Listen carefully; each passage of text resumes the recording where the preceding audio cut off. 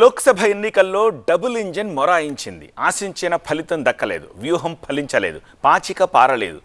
గుడి కట్టిన ఫైజాబాద్లో అయోధ్య సెంటిమెంట్ ఎందుకు వర్కౌట్ కాలేదు?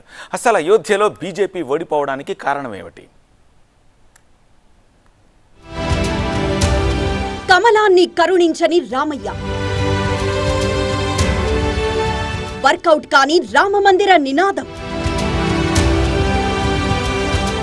ఓటు రూపం దాల్చని అక్షింతలు,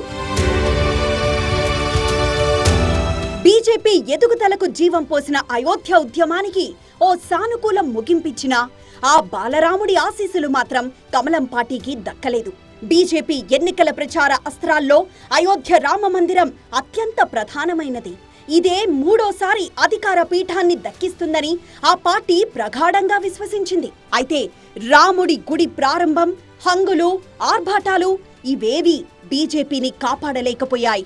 కాంగ్రెస్ ఎస్పీలను గెలిపిస్తే ఆ పార్టీలు రామమందిరం పైకి బుల్డోజర్లను నడిపిస్తాయంటూ ప్రధాని మోదీ ఆరోపణలు చేసినా ఆ మాటలను ఫైజాబాద్ ఓటర్లు పెద్దగా పట్టించుకోలేదు.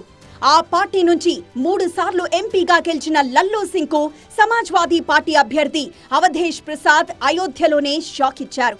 ఇది బీజేపీ జీర్ణించుకోలేని ఫలితం. దీంతో తప్పు ఎక్కడ జరిగిందనే అంశంపై ఇప్పుడు కమలనాథుల్లో అంతర్మదనం మొదలైంది. అయోధ్య ఓటర్లను జాతీయ అంశాలతో పాటు స్థానిక అంశాలు తీవ్రంగా ప్రభావితం చేశాయి. అయోధ్య అభివృద్ధిలో భాగంగా వేలాది దుకాణాలను కూల్చేయడం, చాలా మందికి పునరావాస ప్యాకేజీలు అందజేయకపోవడం ఈ ఓటమికి కారణమైనట్లు తెలుస్తోంది. విమానాశ్రయం కోసం బలవంతంగా పలువురి నుంచి భూములను తీసుకోవడం, వారికి పరిహారం అందకపోవడంతో కూడా ప్రజల ఆగ్రహానికి కారణమైనట్లు తెలుస్తోంది. మందిర నిర్మాణ సమయంలో స్థానికులకు దుకాణాలు మంజూరు చేస్తామని హామీ ఇచ్చారు. అలా జరగలేదు. రామ మందిర నిర్మాణం కోసం భారీగా విరాళాలు ఇచ్చిన అక్కడి ప్రజలకు ఇల్లు, ఉపాధి, కుటుంబ పోషణ, హెల్త్ లాంటి అవసరాలు అధికార పార్టీ తీర్చలేదన్న ఆరోపణలు ఓటర్లపై ప్రభావం చూపినట్లు తెలుస్తోంది. మరోవైపు రైతులపై ఆర్థిక ఒత్తిడి, ద్రవ్యోల్బణంపై ప్రతిపక్షం బలంగా ప్రచారం చేయడంతో బీజేపీపై వ్యతిరేకత పెరిగింది. అలాగే నిరుద్యోగం, పేపర్ లీక్ అంశాలు కూడా బీజేపీ ఓటమికి కారణమైంది. ఇక బీజేపీ మళ్లీ గెలిస్తే రాజ్యాంగాన్ని మార్చేస్తారనే ప్రచారం కూడా బలంగా చేయడంతో ఓటర్లను ఆలోచనలో పడేసింది. ఎన్డీఏకి 400కు పైగా సీట్లిస్తే రాజ్యాంగాన్ని మార్చేస్తామని చెప్పిన బీజేపీ నేతల్లో ఫైజాబాద్ బీజేపీ అభ్యర్థి లల్లూ సింగ్ కూడా ఉన్నారు. దీంతో బీఎస్పీ ఓట్లు కూడా ఎస్పీ అభ్యర్థికే పడ్డాయి.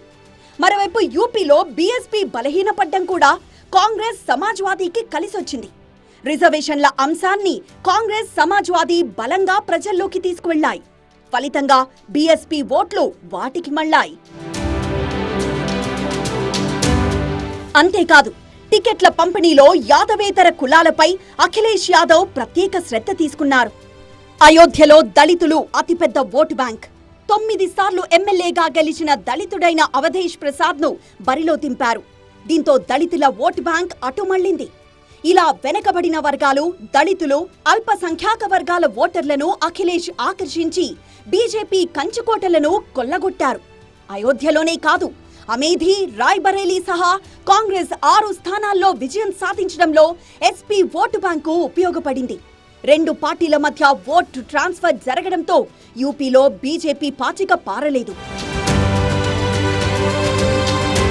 ఇక ఎంతసేపు రామమందిరం అంశాన్నే బీజేపీ తెరపై తెస్తోంది. కానీ అక్కడి ప్రజలకున్న సమస్యలను తీర్చడంలో విఫలమైంది. అయోధ్య లల్లూ సింగ్ అయోధ్య ప్రజల కోసం ఏ పని చేయలేదు. ఏ పని చేసినా బయటి వారి కోసమే. అయోధ్య ప్రజల కోసం పనిచేయడం బీజేపీ మర్చిపోయిందనే భావన అక్కడ ప్రజల్లో బాగా ఉంది. అంత పెద్ద పర్యాటక ప్రాంతంలో స్థానికులకు ఉపాధి కరువైంది. ఇది బాగా వారిని నిరాశకు గురిచేసింది.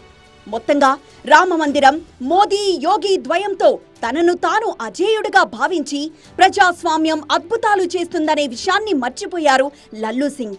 దీంతో కలలో కూడా ఓడిపోతామననుకోని ఫైజాబాద్లో ఓడిపోయింది బీజేపీ.